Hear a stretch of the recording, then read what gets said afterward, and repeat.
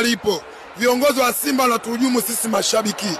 Tunasema wanatuhujumu kwa sababu kama mechi ilikuwa hamna wangetuambia mapema. Wanakuja kutoa taarifa saa 6 mchana kwamba mechi ipo. Ina maana wenzetu wanajiandaa, sisi tunaendelea na vikao vyetu.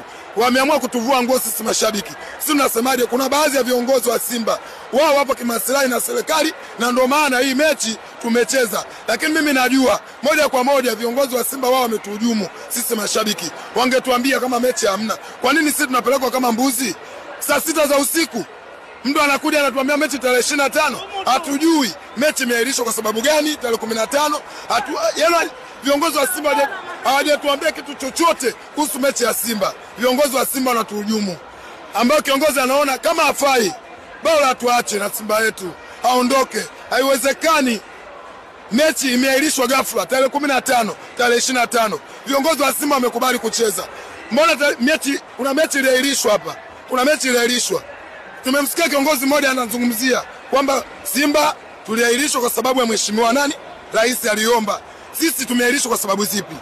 Mbona tujaambiwa? Viongozi wa Simba wamekaa kimya. Saa 6 mchana ndio mchana asubuhi ndio anatoa nini? Taarifa kwamba mechi tunafanyaje? Tunacheza. Viongozi wa Simba wanatuhujumu. Sisi tunaomba mashabiki, kiongozi ambaye anajiona yeye hawezi kuikava nafasi ya Simba aondoke mwenyewe kuliko kutuvua nguo. Huko amekuja kutuvua nguo. Hizi ni dharau. Unaona? Hizi ni nini? Ni dharau walituletea viongozi wa Simba. Sisi tunasemaje? Inshallah lolote huyo kiongozi aliyofanya Mwenyezi Mungu anamuona.